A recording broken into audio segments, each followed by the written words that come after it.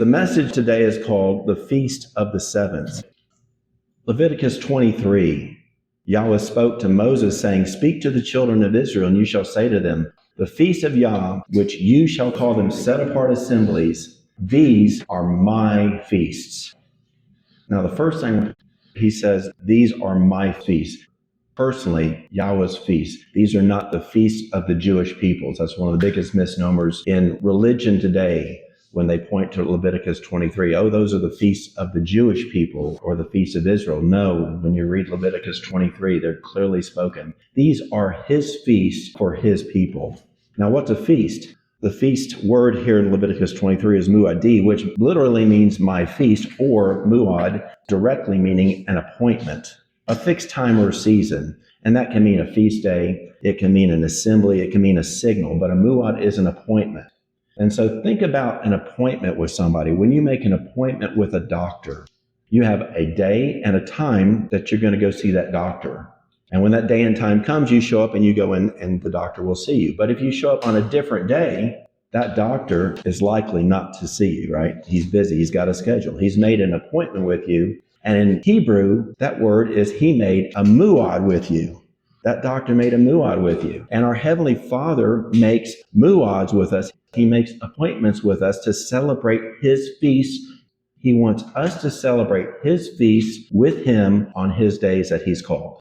And if we honor a doctor by showing up when we make an appointment, how much more so should we honor him by showing up and celebrating his feast when he asks us to? For the law, having a shadow of good things to come, but not the very image of things, as Paul said in Hebrews, the law has a shadow of good things to come. It's a yoke, it's a light and easy yoke, but it's a shadow of good things to come. As Paul continues in 1 Corinthians, for now we see in a mirror dimly, but then face to face. Now I know in part, but then I will know fully. And as Paul says in Colossians, therefore let no man judge you in eating or drinking or respect to a feast day, one of these feast days. Let no man judge you when you keep his feast. Do not listen to any man when they tell you it's done, it's over, it's the Jewish feast. Listen to him, listen to his words. Let no man judge you for a Sabbath, which we are here today glorifying him. These things are shadows of those good things to come, but the body is Messiah's. And that's perplexed people from time to time. These feasts are shadows of good things to come, but not the very image. We see now dimly, but someday we'll understand the truth face to face. Panaim apanaim in Hebrew. We'll see the truth of the feast face to face. A shadow is in the law, but the body is Messiah's. You see this coming together. The shadow picture in the law is showing us what our Messiah is going to do. The body that fulfills these feasts is our Messiah.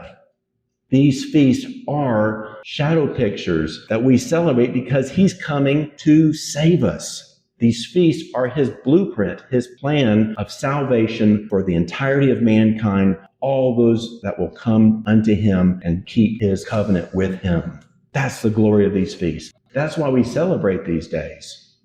He said, think not, I am come to destroy the law or the prophets. I have not come to destroy the law, but to fulfill. And that word gets twisted sometimes. When you look at the Greek underneath the New Testament, fulfill, this word means to literally cram a net.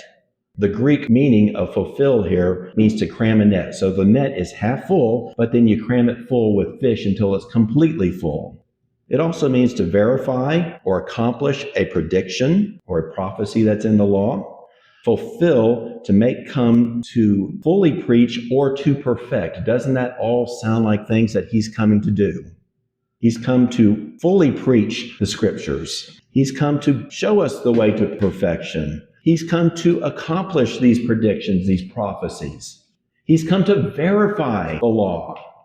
He came to literally cram the rest of the truth and the glory of the law and show us the truth, the fullness of it. When Moses spoke the law, the net was half full of the truth. And then the prophet came, Messiah came, and he filled the rest of the net up to completion. He showed us the glory and the fullness of those laws and of his feasts. He showed us the spiritual depth of the laws, and he showed us when he first came what some of those feasts actually meant by the things that he did. Passover, unleavened bread, Day of First Fruits, and this feast that we're looking at today. That is why we celebrate his feasts.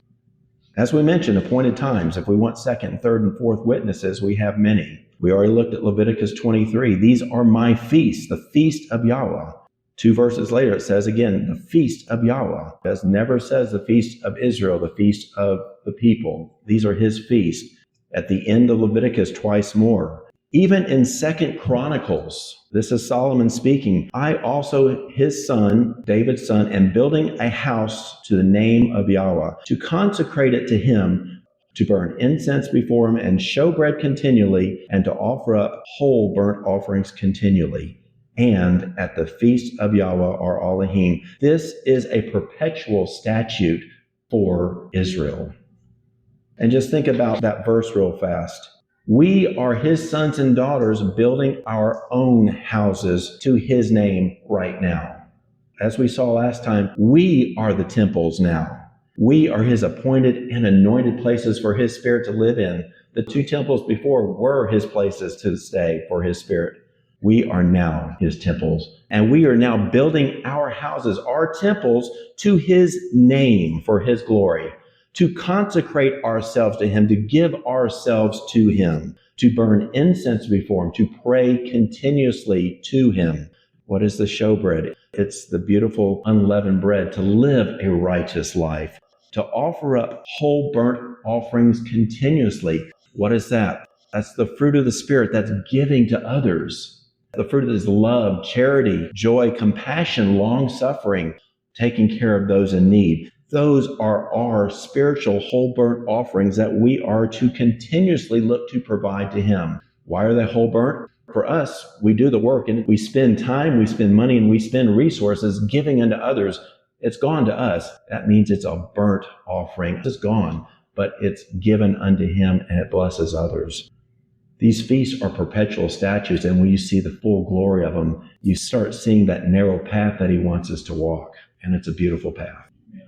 The feasts of Yahweh in total, the spring feast and the fall feast, Passover, the feast of unleavened bread, the day of first fruits, and the feast of weeks, as many people know it, or the feast of Shavuot, or the feast of the sevens.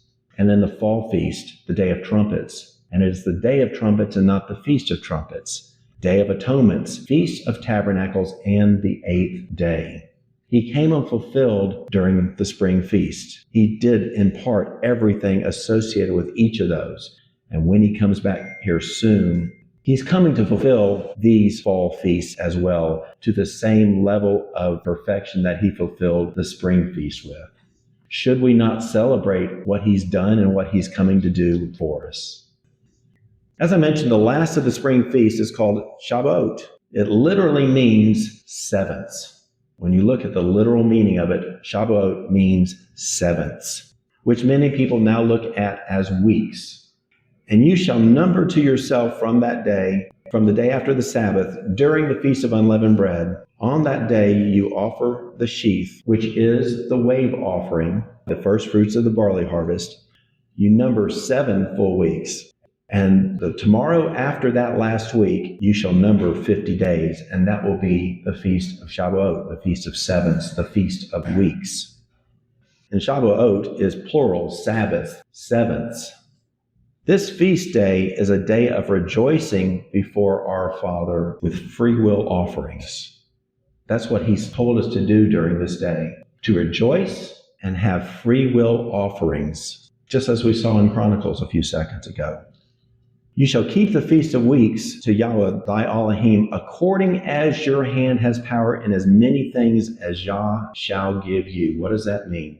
That means whatever you have, whatever skills you have, whatever blessings that he's given unto you, according to what and how much he's given you, then you shall look to give of what he's given you unto others.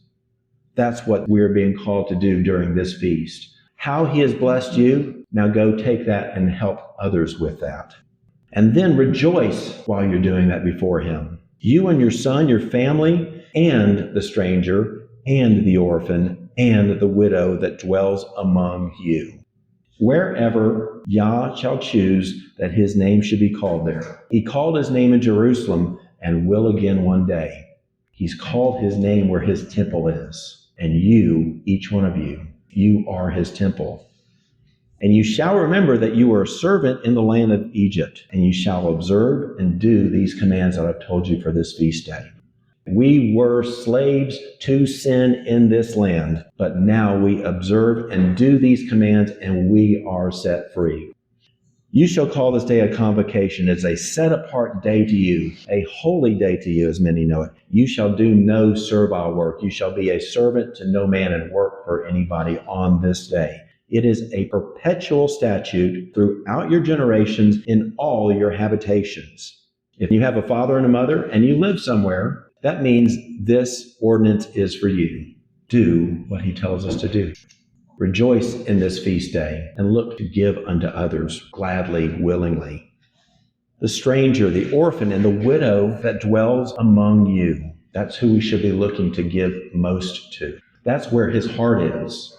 I will willingly sacrifice to you. Willingly sacrifice.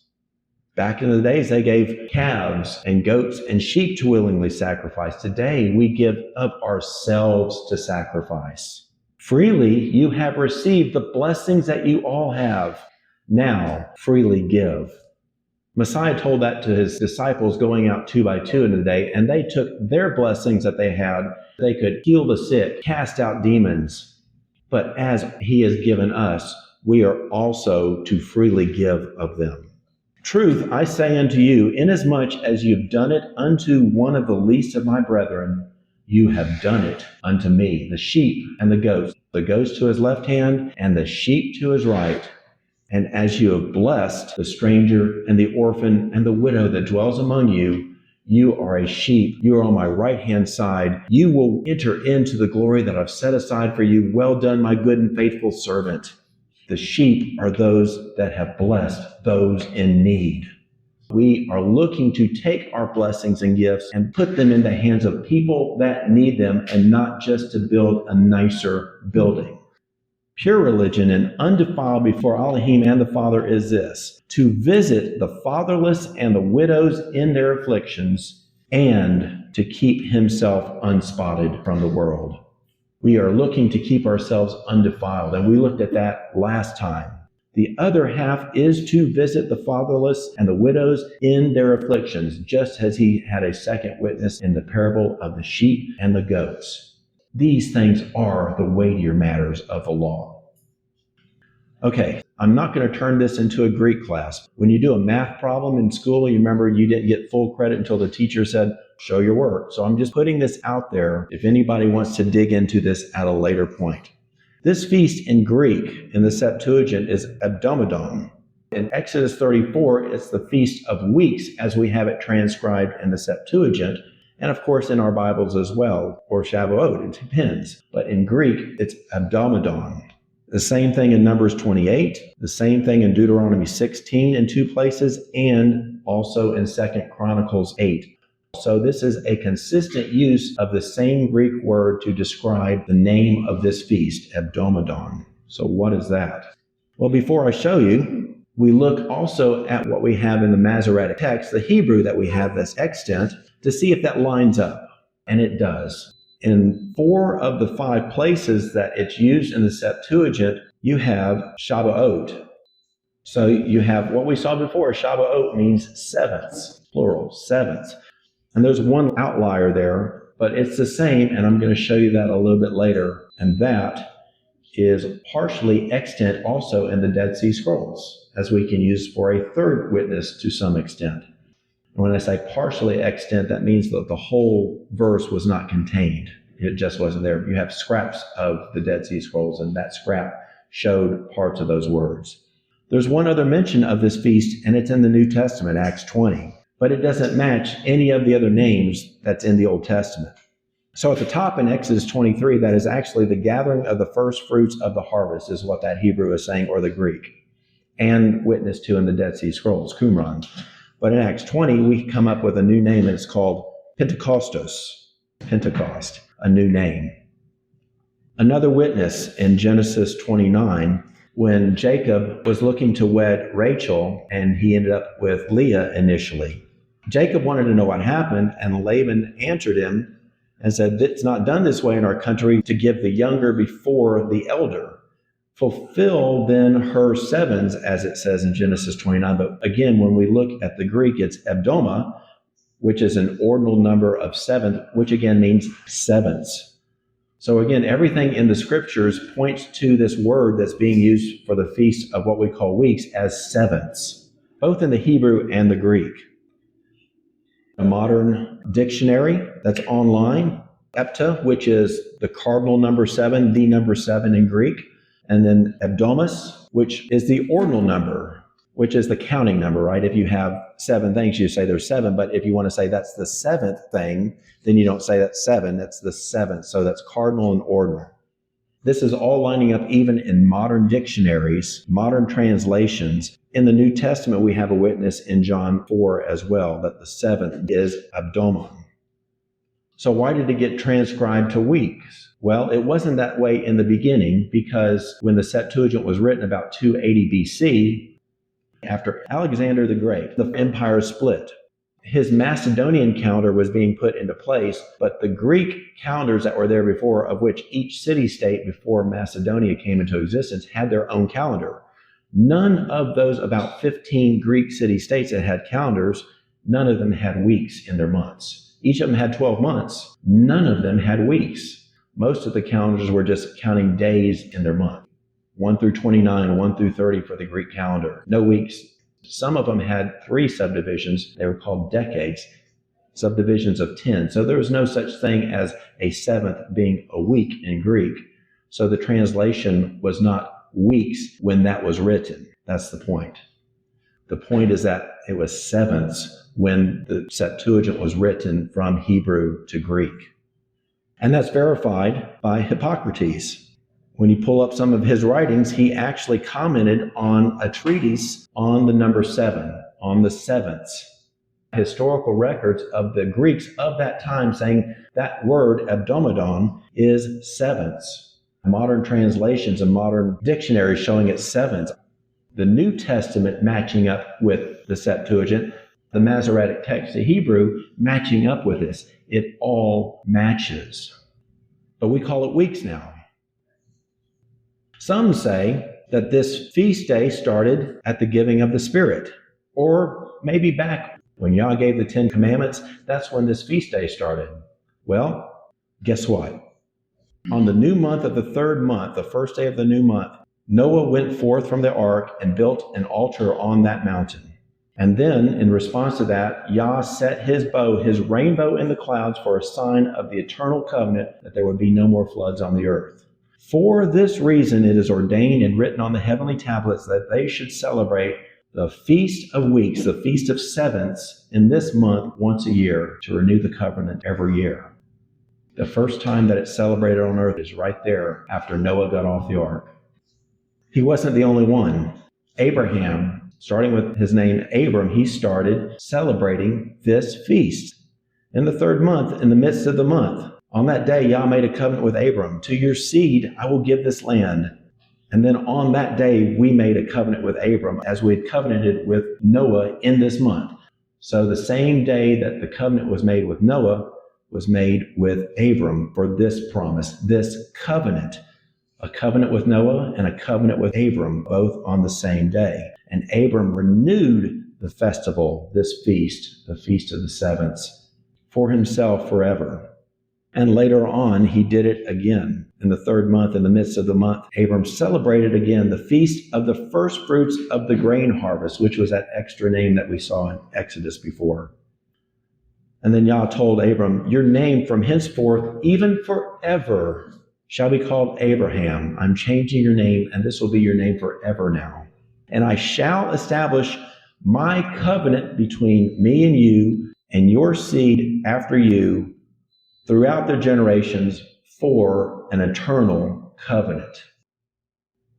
In the 3rd month, in the midst of the month, At the time at which Yah had spoken to Abraham before that we just saw, on the festival of the first fruits of the harvest, the feast of the seventh, Isaac was born. Isaac was born on this feast day. The child of promise born on the feast of the seventh. Jacob was traveling in the third month. He offered a sacrifice. He celebrated this harvest festival of the first fruits. Jacob celebrated it. And here's even more. This whole festival was celebrated in heaven from the day of creation until the days of Noah. This feast day, the Feast of the Seventh, has been celebrated in heaven from the very beginning.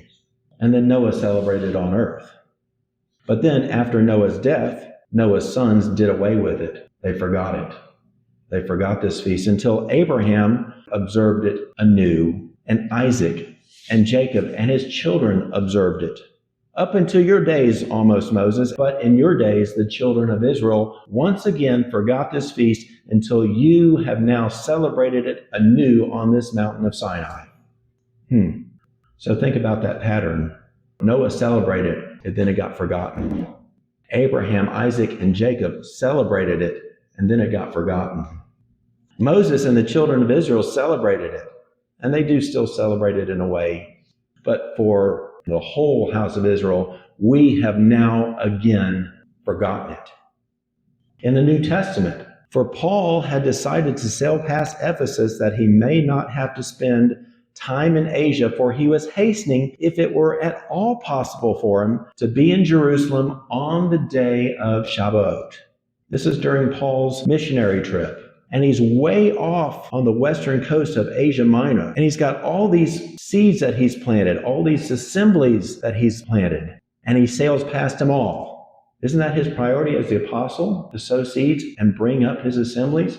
It wasn't then, was it? His priority was to sail past them all and get to Jerusalem, if at all possible, so he could be there on this feast day.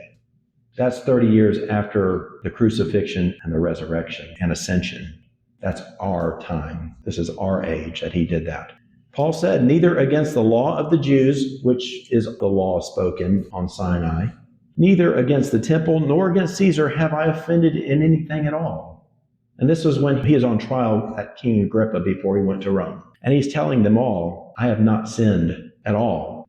I have kept these feasts. I've done according to the law. That's again 30 plus years after Messiah was here and was raised from the dead and went up to heaven, the time of the new covenant. And he's still celebrating the feast.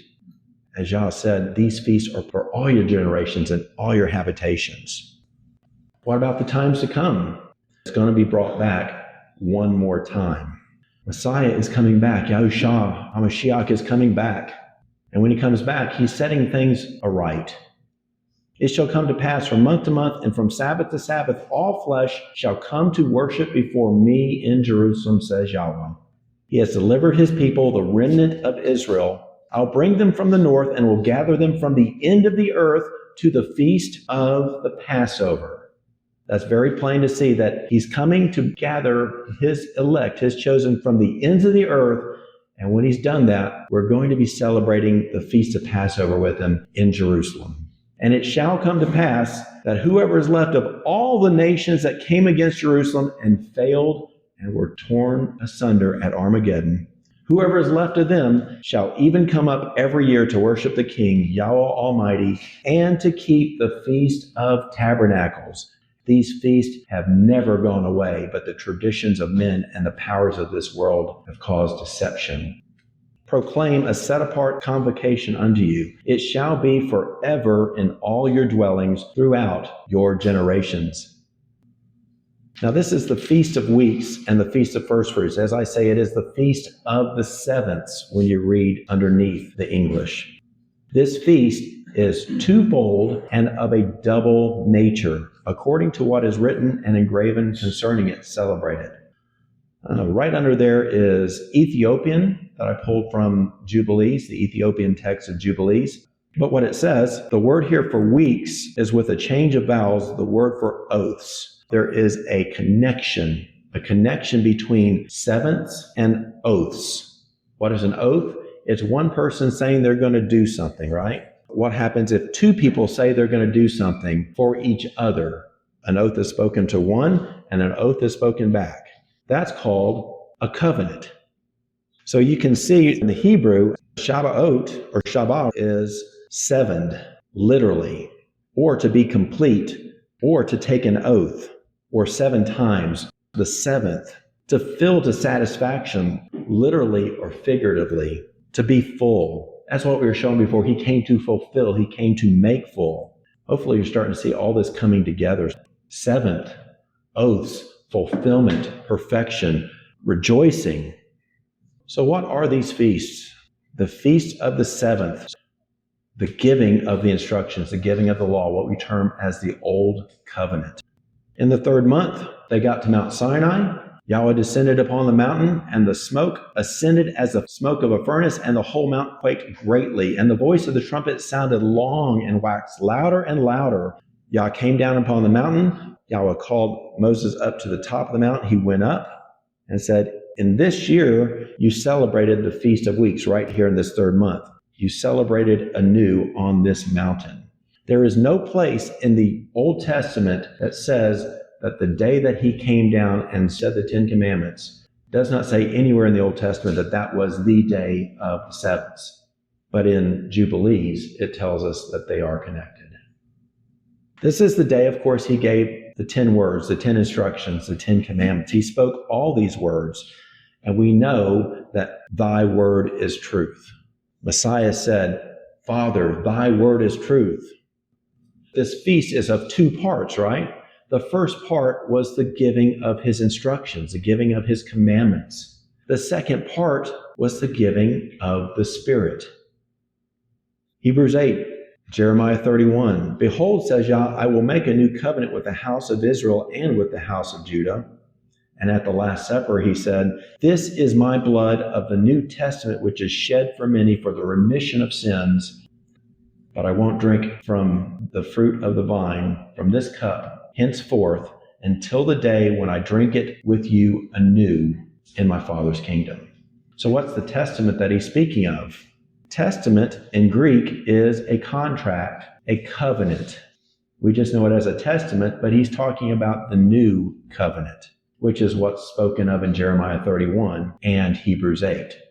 Remission, what's the remission of sins? It's a pardon, it's the forgiveness, it's the release. We were slaves to sin, we were in bondage to sin, and he is releasing us from that bondage. That's what he's speaking of. And that's all tied in with his atoning blood. Wait for the promise of the Father, which you've heard from me. You shall be baptized with a set-apart spirit. And remember in Proverbs it says, turn you at my reproof. Repent. Behold, I will pour out my spirit unto you. I will make known my words unto you. And your words, Father, are truth. And when the day of Shavuot had come, suddenly there came from the sky a sound like a rushing of a mighty wind. Tongues of fire appeared and sat on the disciples. They were all filled with the Ruach HaKodesh and began to speak with other languages as the Spirit gave them ability to speak. The giving of the set-apart Spirit had begun. The giving of his word had begun at Sinai. The giving of his Spirit had begun there for the new covenant. Those are the 2 parts of this feast. And we cannot separate the 2 because even though it says this feast is twofold, 2 parts, Messiah said, howbeit when he comes, the Spirit of truth, he will guide you into all truth. The Spirit of truth, and he will guide you into all truth. Thy law is truth. The hour comes, and now is, and now certainly is, when the true worshipers shall worship the Father in spirit and in truth. That's who the Father seeks to worship him. Our Heavenly Father is a spirit, and they that worship him must worship him in spirit and in truth, faith and obedience.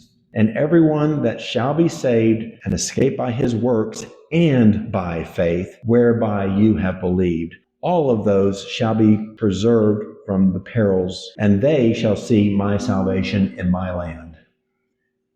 And so what do we do on the Feast of Sevens? We are going to rejoice now, and we rejoice forever. A perpetual ordinance. We're going to rejoice forever on this feast day. And there's an amazing shadow picture here in 2 Chronicles 15, and we won't go into all of it. This is King Asa. He assembled Judah and Benjamin and the strangers that dwelt with him, and the strangers and the Gentiles. They all came together. And Ephraim and Manasseh and Simeon, for many of the house of Israel were joined to him at this point when they saw that Yah, his Elohim, was with him. And they assembled at Jerusalem when in the 3rd month. And he entered into a covenant that they should all seek Yahweh with all their heart and with all their soul. And whosoever should not seek him shall die, whether young or old, whether man or woman. And they swore this oath to Yahweh with a loud voice and with trumpets and with cornets. And all people there rejoiced concerning this oath that they had taken. They rejoiced because they had committed to him to seek him with all their heart and all their soul. This is not dragging you through the mire to do these things. This is a time of rejoicing when you commit yourself to his way and doing his will and helping others. This is the heart that he's looking for. You can do all those things, but without love, it means nothing. I'm tinkling brass if I do things without love, as Paul says. He was found of them because they were seeking him with all their hearts. And then he gave them rest round about. This, again, was at this feast of the sevens, that they spoke an oath to him that they would seek you with everything I have. I'm going to give everything I've got to you at this time. And then he blessed them. And then he gave them rest. How about another example? Moses went up, and Aaron and his sons and the elders of Israel, they saw the place where the Almighty of Israel stood, and under his feet a work of sapphire slabs, and as it were the appearance of the firmament of heaven in its purity. So they're looking at the sapphire throne room floor, perhaps. And of the chosen ones of Israel, there was not even one missing, and they appeared in the place of Elohim and did eat and drink. They went up to the plateau. They left the rest of the tribes of Israel behind. It was just the elders and Aaron and Moses and Joshua and his sons, and they went up. And they went up to the plateau, and they had a meal, and they saw the Almighty. They appeared in his place.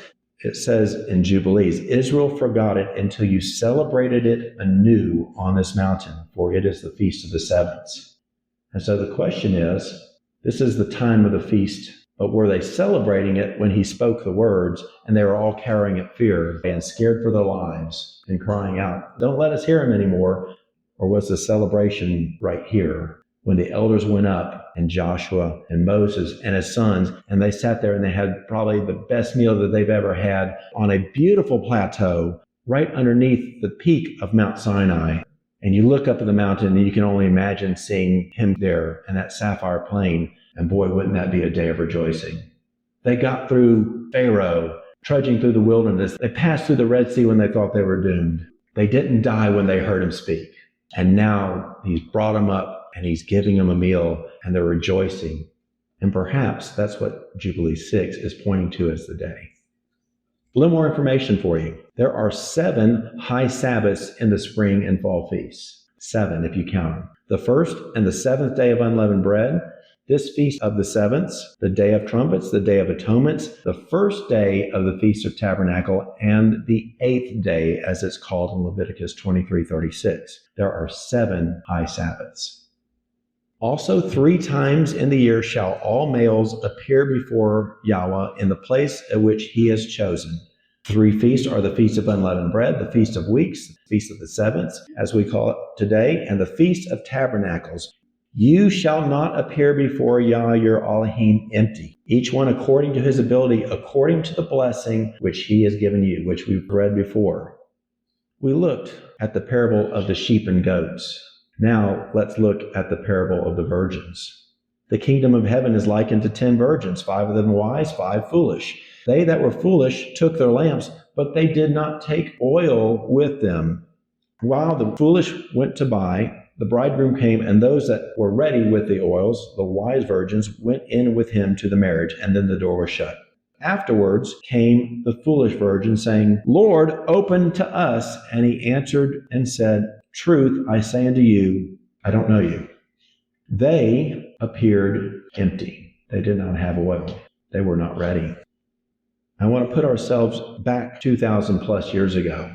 They had just come 7 weeks ago. They traveled from wherever their homestead was, wherever their habitation was. They'd gone to Jerusalem, celebrated the Feast of Unleavened Bread, and they'd come back. Now, just 7 weeks later, and it's already harvest season starting. The barley harvest had started at the beginning of the Feast of Unleavened Bread because they were waving the first sheaves of the barley. Now, they're going up to this feast with the first fruits of their wheat harvest. So they've already started the wheat harvest now. Think about your fields that are growing.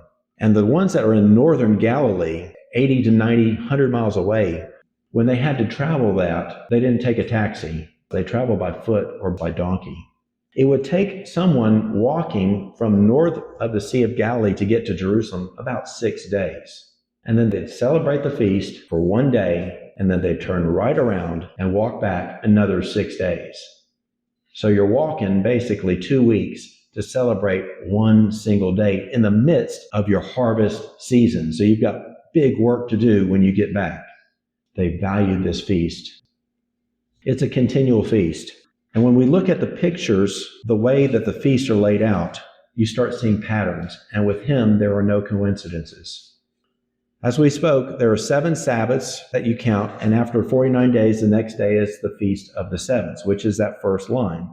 Counting the Jubilee years, it's the exact same pattern. There's 7 sevenths of years, which are 49 years, and the next year is your Jubilee year.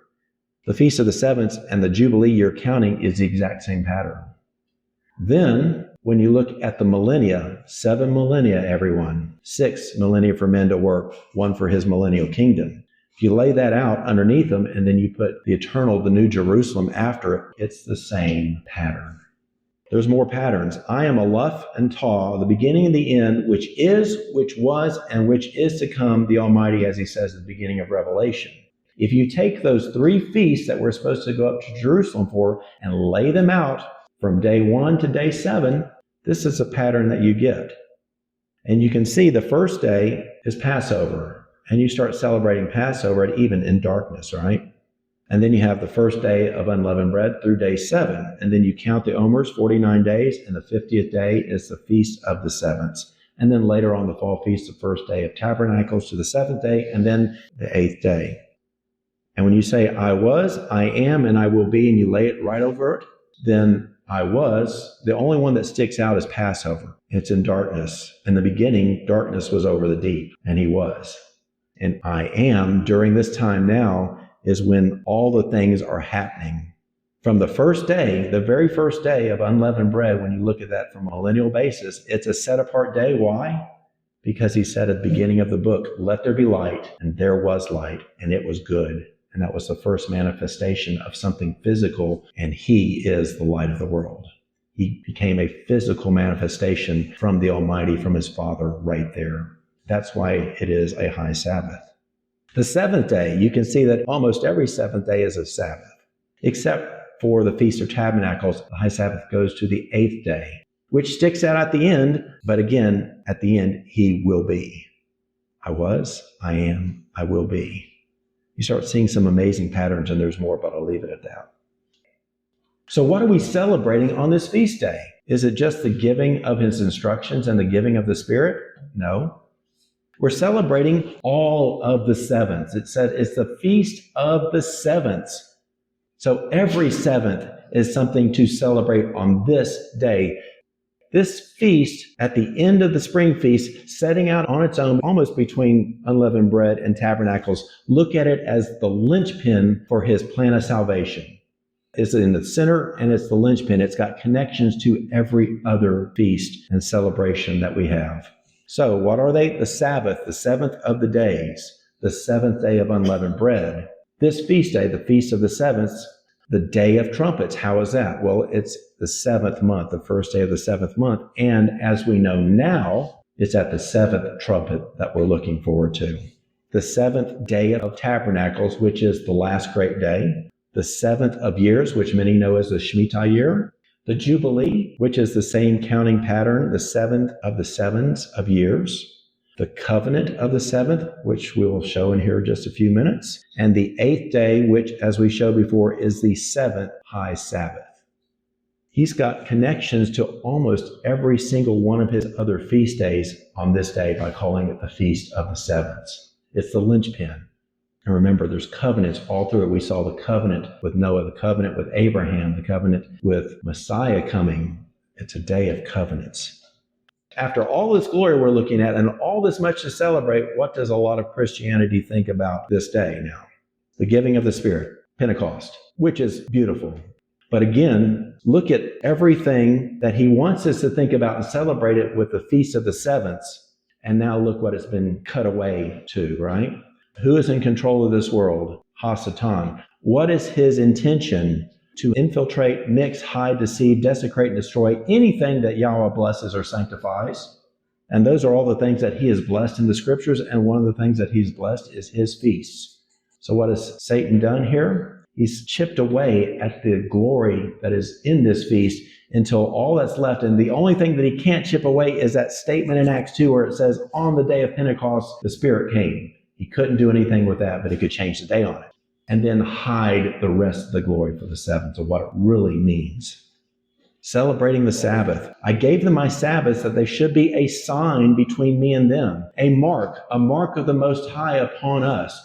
In the end, everybody, you're going to either get the mark of the beast or the mark of the Most High. Look to get his mark. And he says right here, it shall be a mark, a sign between me and them, my Sabbath, which is why we are here today, rejoicing and glorifying him. What is the hidden meaning of the Sabbath? Well, we've heard about it, but here it is. Of the Sabbath he speaks. He ended on the seventh day and rested on it during the week of creation, and he sanctified it. Give heed, children, what this means.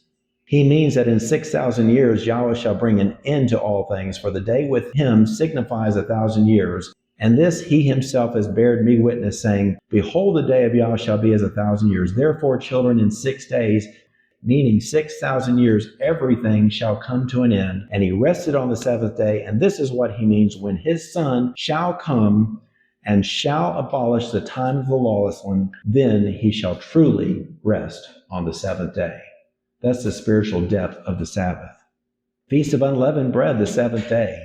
Again, it's a picture of the millennium, but in addition, 6 days you eat unleavened bread. On the seventh day is a feast to Yah. For with a strong hand he brought you out of Egypt. By faith they all passed through the Red Sea. And as he said to Moses, command the children of Israel to observe this festival, this feast of unleavened bread. For you began to celebrate this feast with haste when you went forth from Egypt. That was day one. Till you entered the wilderness of Shur on the shores of the Red Sea at Saudi Arabia. For on this shore you completed it. After you got through the Red Sea, after you were delivered from Egypt, when you're free, this is when you completed it. That's unleavened bread. The Feast of the Sevens we've hit on already. The giving of instructions, the giving of his Spirit. The Day of Trumpets in the 7th month. It's a memorial of trumpets, as it says in Leviticus 23. A memorial of trumpets, hearkening back to the giving of the instructions at Sinai. And Revelation 11. And the 7th angel sounded, and there were great voices in heaven saying, the kingdoms of this world are become the kingdoms of Yah and of his Messiah, and he shall reign forever and ever. And what else? You shall now, right now, give reward unto your servants, who? The prophets and the saints, and them that fear your name, both small and great. Whether you're a prophet, whether you're small or great, he has chosen his elect, because it is the saints that keep the commandments of the Father and have the testimony of the Son. If you are his, this is when you get his reward, right here at the 7th trumpet on the Day of Trumpets. And what is that reward? Incorruptible bodies, a fulfillment to completion of the Spirit. Because as he said, new wine must be put into new bottles, and both are preserved. Because if he put the new wine, the fullness of the set-apart Spirit, our bodies would literally burst, is what he's telling us. We got a down payment of the Spirit, Paul has told us. But when we get the new wine, full wine, we have to have a new body to handle it. And this right here is when we get it, on the Day of Trumpets. The last great day of the Feast of Tabernacles. When he spoke of this in John 6, he said this 4 times. I will raise him up at the last day. I will raise him up at the last day. I will raise him up at the last day. At the last day, people will be raised from the dead. And then in John 7, in the last day, the great day of the feast, Yahushua, our Messiah, stood up and shouted, "If any man thirst, let him come to me and drink. He that believes on me, as the scripture has said, out of his heart shall flow rivers of living water." That living water is that new spirit. So that is a future fulfillment coming when we are ready for it with our incorruptible bodies. No man puts new wine in old bottles, else the new wine will burst the bottles and be spilled, and the bottles will perish. The seventh year rest, what is that? 7 years sow in the field. The seventh year, the land rest. That seventh year is a Sabbath. It will be a rest of the land. It's a Sabbath to Yah. It is a year of rest to the land. In other words, that's why we celebrate the seventh year. It's a rest for the land. The Jubilee. Reckon to yourself 7 Sabbaths a year. In the 7th month, on the Jubilee, on the Day of Atonements, you'll make a proclamation with a trumpet, and you'll sanctify that year and proclaim a release upon the land to all that inhabit it. It shall be given a year of release, a jubilee to year, and each one shall depart to his possession, and you shall each go to your family. There's deep spiritual prophetic meaning right there. A release on the land. Who has the earth right now? Satan. It will be released then. It will have a year of release, and everyone will depart to his possession when he gathers us from the ends of the earth. And we will repossess that land. And then we shall each go to his family. The elect will go to the family of our Creator. The rest of the world that does not choose him, they go to Satan. So now we start seeing this glory, and we have a wave offering associated with the Feast of the Sevens.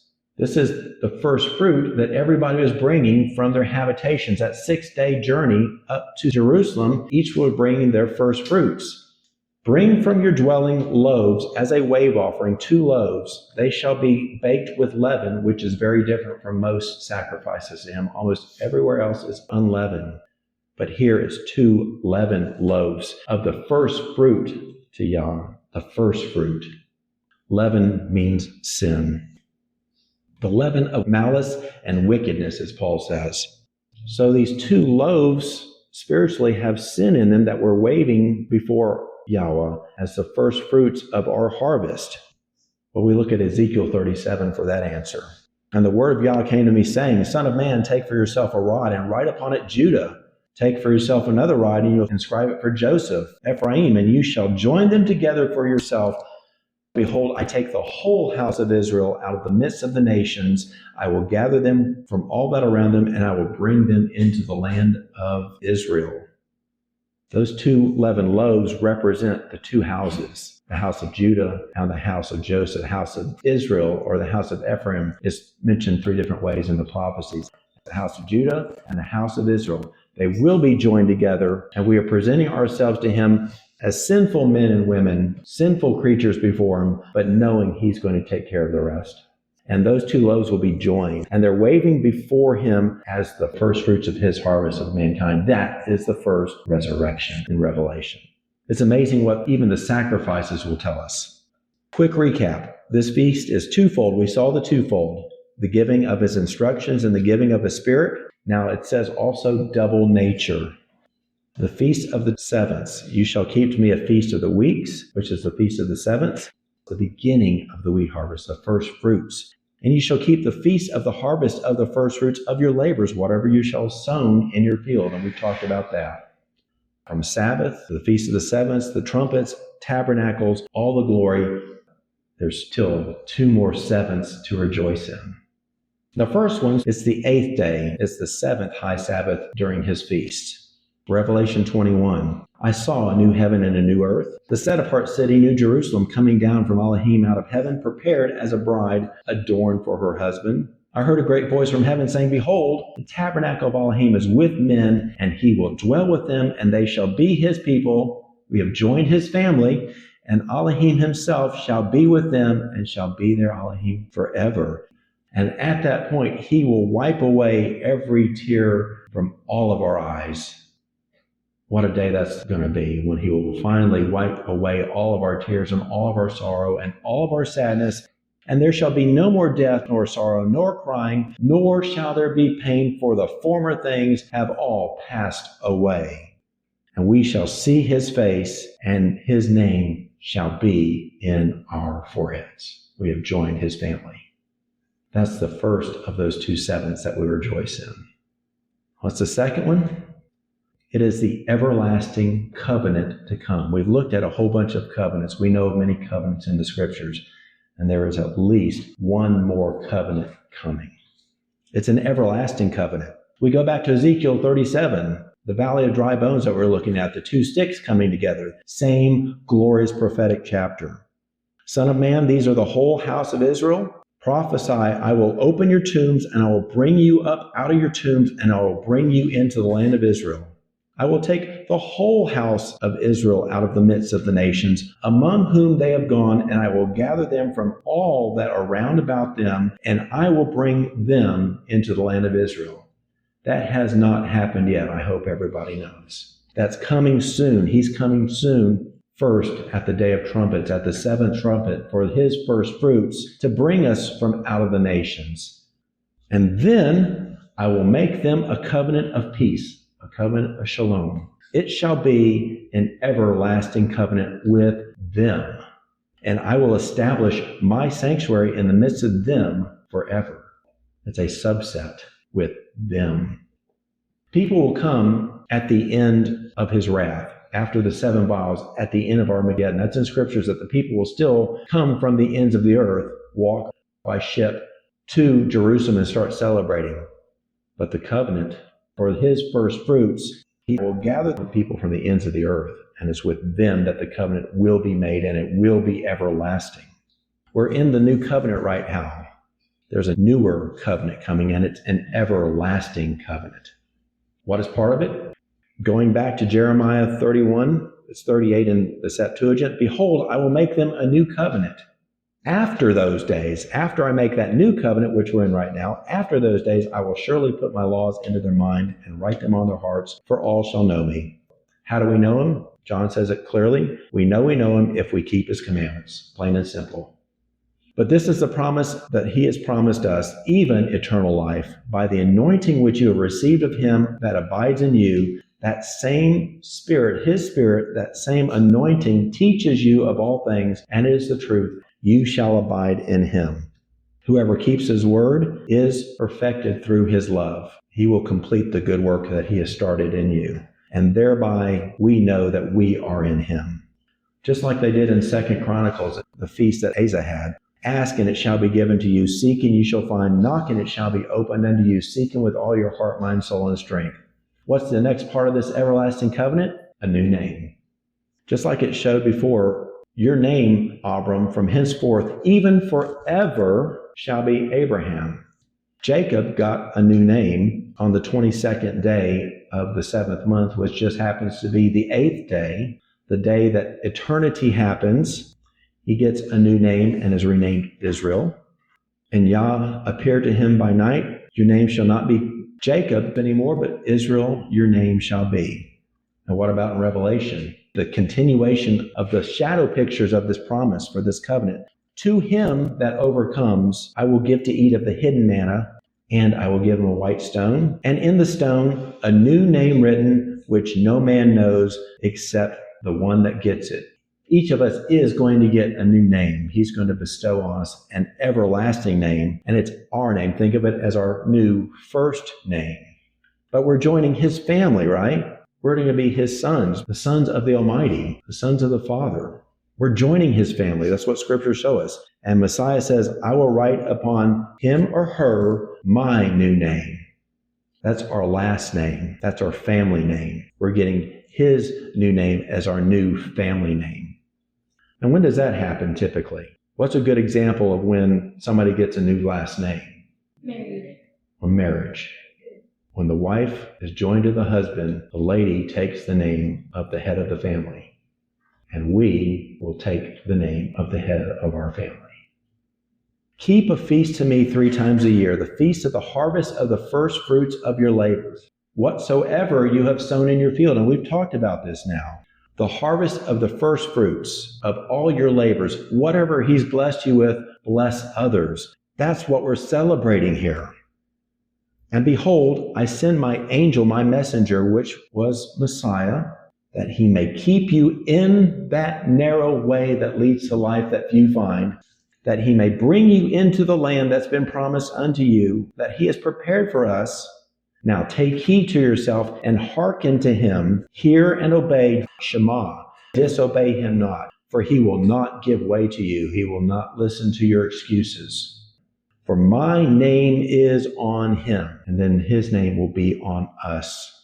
If, conditional statement, conditional covenant, if you will indeed hear my voice, hear and obey, Shema, and if you will do all the things that I charge you with and keep my covenant, you shall be to me a special people, a treasured people. Peculiar is sort of an old translation. It's special, it's treasured. We will be a treasured people above all nations, for the whole earth is his, and we shall be a royal priesthood and a set-apart nation. He's telling us that his first fruits, his chosen, his elect, are going to be that royal priesthood. And how does that tie in? We'll read it one more time. Moses and Aaron and his sons and Joshua and 7 of the elders of Israel went up and celebrated above the people, and they appeared in the place of Elohim where he was, and they did eat and drink. Who were Aaron and his sons? They were the priests. What's the shadow picture? We are going to be that set apart kingdom of priests. The shadow picture here for Aaron's sons is us. We are going to go up, the chosen ones of Israel, of which not one was missing there, because he holds us all in his hand. And they appeared in his place. We're taken above the people, and we eat and drink and celebrate a feast in his presence. And you forgot it until you celebrated it on this day, on this mountain. This is the Feast of the Sevens. And the elders were there too. And in Revelation, you see right now 24 elders already up there waiting for the priesthood to be taken from this earth on the 7th trumpet to go up and celebrate a feast with him in his presence. How's that for a shadow picture? This is part of that eternal covenant.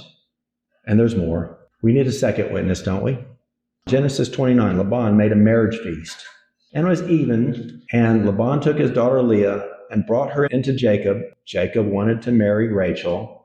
Laban took Leah into the tent. Instead, Jacob went into her, probably very dark. Laban gave to his daughter Leah a handmaid, Zilpah. It was morning. Jacob wakes up. Behold, it's Leah. And Jacob said to Laban, "What is this? Did I not serve you for Rachel?" And Laban answered, "It is not done thus in our country to give the younger before the elder." The younger before the elder.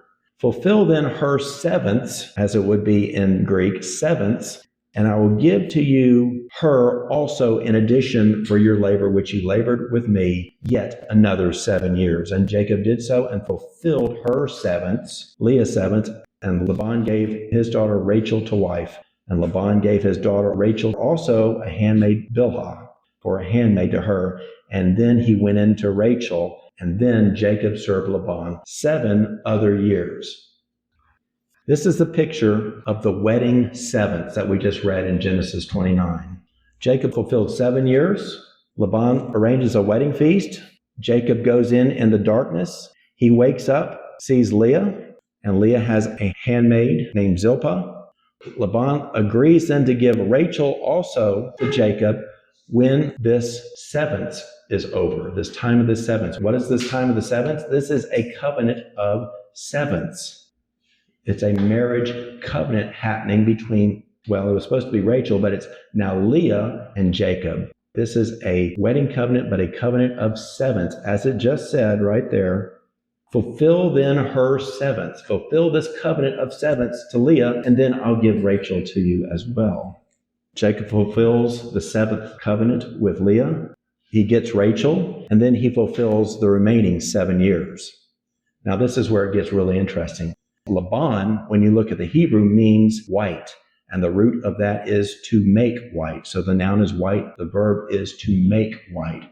Think about a work of purification and sanctification. Leah's name means weary. Her handmaid Zilpah means a trickling, or to trickle as myrrh. Rachel means ewe, a female mature sheep. Bilhah, her handmaid, means troubled. Okay, so now let's put this together. Our Messiah fulfilled the old covenant when he was on the cross. His Father had arranged him as the Passover lamb, as this feast, as a sacrifice. What did he receive for that? Did he receive everybody? No. He received a trickling. Remember, the handmaid of Leah, the weary, is Zilpah, means trickling. So he received a trickling of the weary. Who are the weary? The ones that have labored throughout the old covenant. And the trickling is just a small amount of those. Who are they? The elders. After he gave up the Spirit, he was in the dark. He had given up the Spirit, so he was in the dark literally, spiritually, when he got that trickling. In the morning, he saw the elders, that resurrection morning. Father is going to give the rest of the sheep, Rachel, the ewe, the female sheep, to the Passover lamb when this covenant of sevens is completed. He fulfills this covenant of sevens. Seventh trumpet, he receives Rachel. He receives the female sheep, which handmaid is Bilhah, which means troubled, tribulated. He receives the tribulated sheep at the completion of the covenants of the sevens on the day of trumpets, at the seventh trumpet. At the beginning, at his resurrection, he received the weary trickling, the elders, which we see in Revelation. On the day of trumpets, he receives the rest of his sheep who have been tribulated, the ones that have been put to his right hand, who have served the needy and the homeless. Well done, my good and faithful servant. Enter now into the glory set apart for you. And then he completes his remaining job, which is completion of the new covenant during his second coming. People say he finished it already. Not quite. He's got Armageddon to take care of. He's got a millennial kingdom to run. He's got some things to take care of on this new covenant that most people aren't seeing because of the lack of teaching that our churches have given us. This is a perfect shadow picture of Genesis 29 to his work, witnesses of the mysteries of the 24 elders, and this covenant of sevens, the everlasting covenant, because that's when it begins, at that wedding feast. Remember, Laban arranged a wedding feast, and then you're going to have another one. The everlasting covenant to come, the covenant of the sevens, begins at the marriage supper of the Lamb. That's this everlasting covenant when it kicks off, when he's raised his sheep and the elders, the trickling, and we celebrate before him as it showed, and we eat and drink in his presence. In my Father's house there are many mansions. If it were not so, I would have told you. I go to prepare a place for you, and if I go to prepare a place for you, I will come again and receive you unto myself, that where I am, you may be there also. Let us be glad and what? Rejoice and give honor to him, for the marriage of the Lamb is come, and his wife has made herself ready. And to her was granted that she be arrayed in fine linen, clean and white. This fine linen is the righteousness of the saints, of his elect, of his chosen, those that keep the commandments of the Father and have the testimony of the Son. Write this: blessed are they that are called unto the marriage supper of the Lamb. And he said to me, these are the true sayings of Elohim. Many have wondered what this marriage supper is, how it ties in. When is it? It ties in on this feast day, the feast of the sevens. That's what all the scriptures show us. Now, I am not a prophet, and this is happening in the future. But in reading the scriptures, it all points to this day of sevens, and this day of covenants, this day of oaths. Behold, the time shall come that these tokens which I have told you shall come to pass. The bride shall appear, and she coming forth shall be seen, that is now withdrawn from the earth. And whosoever is delivered from the foresaid evils shall see my wonders. And I saw a new heaven and a new earth, for the first heaven and the first earth were passed away, there are no more. I, John, saw the set-apart city, the new Jerusalem, coming down out of heaven, prepared as a bride for her husband. The angel said, come hither, I will show you the bride, the Lamb's wife. And he carried away in the spirit and showed me that great city, the set-apart Jerusalem, descending out of heaven from our Father. The feasts of the sevenths includes this day, of course, rejoicing in covenant for the giving of his instructions and the giving of his Spirit. Rejoicing in the ending of the time of the lawless one, as shown by the Sabbath, when his chosen are released from the bondage of sin, as shown by the seventh day of unleavened bread. And those elect are then saved from his wrath at the seventh trumpet, as shown at the day of trumpets. The time that all the righteous are raised from the dead and his Spirit is fully poured out, both the first and the second resurrections, because no one is left behind. On the seventh day, the last great day of tabernacles, the seventh of years, the time that the land, the earth, will finally rest because it groans even now, as Paul says. The Jubilee, the time that that land is returned to his chosen. The endless covenant of the sevenths that we just saw, that is initiated at the marriage supper of the Lamb and then carried into eternity through the eighth day, the fulfillment of the covenant of the sevenths, with the manifestation of the New Jerusalem, and we shall live with him forever and ever and ever into eternity. Amen. And he that sat on the throne said, Behold, I make all things new. And he said, Write, for these words are true and faithful. And that is the true glory that we rejoice in for the feast of the sevenths, the day of the covenants. May all that hear these words be blessed. Thank you, everyone. Thank you, John.